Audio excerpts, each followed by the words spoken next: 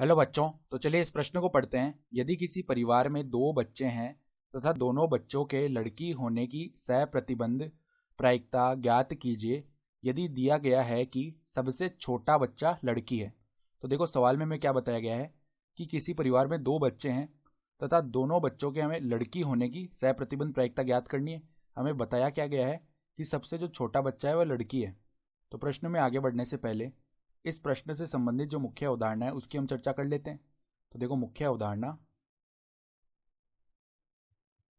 सह प्रतिबंध प्रायिकता के लिए जो सूत्र होता है पी ए सह प्रतिबंध बी, अर्थात अगर घटना बी घटित हो चुकी है तो ए के घटित होने की जो प्रायिकता होती है वो क्या होती है, पी ए सर्वनिष्ठ बी बट्टा में पी बी।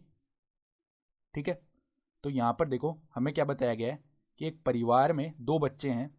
तो देखो दो बच्चे किस प्रकार हो सकते हैं जो पूरे हमारे पास में मान हो जाएंगे किस प्रकार के कि दो बच्चे हों परिवार में।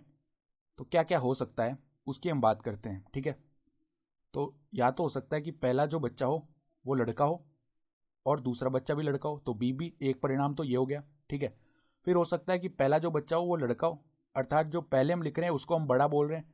तो या तो हो सकता है कि बड़ा बच्चा भी लड़का हो और जो छोटा बच्चा है वो भी लड़का हो। या क्या हो सकता है कि जो बड़ा बच्चा है वो तो लड़का हो जाए और जो छोटा बच्चा है वो लड़की हो जाए। फिर हो सकता है कि जो बड़ा बच्चा है वो लड़की हो जाए और जो छोटा बच्चा है वो लड़का हो जाए।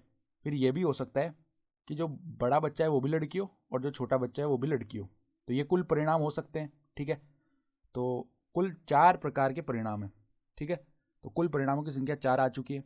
अब वो बोल रहा है कि दोनों बच्चों के लड़की होने की सहप्रतिबंध प्रायिकता ज्ञात करनी है। तो हम देखो यहाँ पर ए एक घटना मानते हैं जो कि है दोनों बच्चों का लड़की होना। दोनों बच्चों का लड़की होना। तो ए समुच्चय में कौन कौन से अवयव आ जाएंगे? दोनों बच्चों का लड़की, इसमें है जी, तो केवल एक अवयव आ गया जी। ठीक है। फिर हम देखो एक बी घटना मानते हैं कि सबसे छोटा बच्चा लड़की हो। सबसे छोटा बच्चा लड़की हो। तो अगर हम बी समुच्चय निकालें तो वो क्या आएगा? देखो छोटा बच्चा लड़की हो अर्थात बीजी भी हो सकता है और जीजी भी हो सकता है। तो इसमें कुल 2 परिणाम आ गए। तो अगर हम ए सर्वनिष्ठ बी निकालें तो इन दोनों समुच्चयों में जो उभयनिष्ठ अवयव हैं वो जीजी हैं, तो एक अवयव आ जाएगा केवल जीजी। तो अब अगर हम प्रायिकताओं की बात करें तो हमें क्या निकालना है?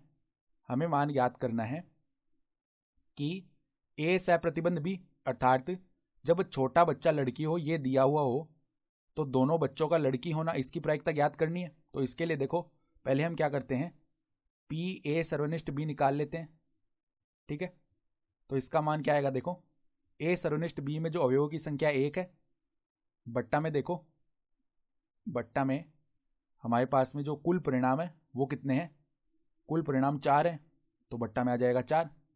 फिर इसी प्रकार अगर हम निकालेंगे पी बी तो देखो जो बी समुच्चय है उसमें अवयवों की संख्या कितनी है? 2 है और बट्टा में कुल परिणाम कितने हमारे पास में? 4। तो 2/4 हो गया।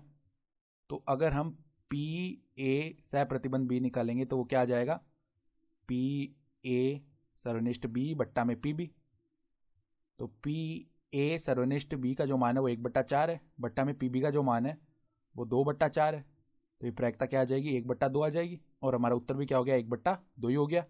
तो आशा करता हूँ कि आपको ये प्रश्न समझ में आया होगा। धन्यवाद।